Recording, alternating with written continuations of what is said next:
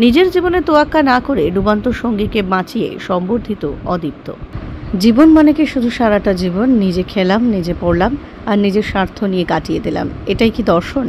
কিন্তু আমাদের মহাপুরুষেরা বারবার আমাদের ভালো থাকার জন্য অন্যের সেবা করার বার্তা দিয়ে গিয়েছেন। কিন্তু আমরা কতটুকু সেই সব বার্তা গ্রহণ করেছি? সেই সব মহাপুরুষদের বাণীগুলোর কিছুই আমরা গ্রহণ করতে না পারায় আজ ব্যক্তি জীবন থেকে সমাজ জীবনে কষ্ট পাচ্ছে। যদিও এর মধ্যে কিছু কিছু ব্যতিক্রমী ঘটনা সমাজের ভারসাম্য কিছুটা হলেও রক্ষা করতে সাহায্য করছে।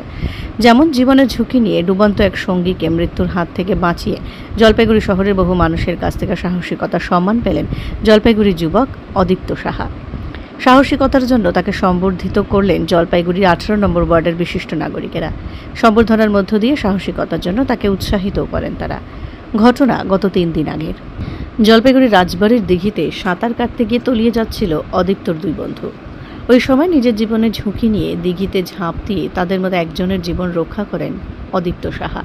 জলপাইগুড়ি শহরের কেরানীপাড়ার এলাকায় বাড়ি তার। তার সাহসিকতার জন্য শহরের 18 নম্বর ওয়ার্ডের কেরানীপাড়ায় সম্বর্ধনা অনুষ্ঠানের আয়োজন করা হয়। সেই অনুষ্ঠানে উপস্থিত হয়েছিলেন রাহুল সরকার, প্রদীপ রায়, চিরঞ্জিত সরকার, সুশান্ত দেবনাথ, কাজল সরকার সহ এলাকার বহু বিশিষ্টজন। অনুষ্ঠানে উপস্থিত অনেকে বলেন, জলপাইগুড়ি রাজবাড়ির দিঘি অনেক গভীর ও বিশাল, তাই প্রশিক্ষিত না থাকলে বা বিনা সুরক্ষা ব্যবস্থা ও নিরাপত্তা ছাড়া এভাবে গভীর জলে নেমে কারোর সাঁতার কাটা উচিত নয়, এতে জীবনের ঝুঁকি থাকে।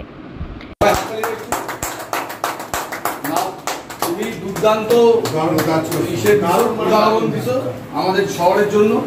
যে তুমি যে ড্রাইভ দিছো সেই ড্রাইভ আজকালকার দিনের ছেলেরা করতে পারবে না। সত্যি আমি বিশ্বাস করি, তুমি বিশাল ড্রাইভ দিছো। এর জন্যই আমরা আসছি। আমরা তোমার বাবা, দাদা, কাকু, তোমার বাবাকে দীর্ঘদিন থেকে চিনি, আমরা সবাই চিনি। তুমি সত্যি আমাদের কাছে সবচেয়ে বেশি চেনে আমাকে। তুমি আমাদের কাছে সত্যি অনুপ্রেরণা। সত্যি তোমাকে এটা বলতেছি, তুমি সমাজের কাছে অনুপ্রেরণা। তাতে কি তুমি যেই ড্রাইভ দিছো ওই সিচুয়েশনে ওই রকম ব্যাপার, মানুষের প্রাণ বাঁচানোর মতো চারটিখানি ব্যাপার না। তুমি এটা দারুণ, তার মধ্যে জলে হ্যাঁ বিশাল।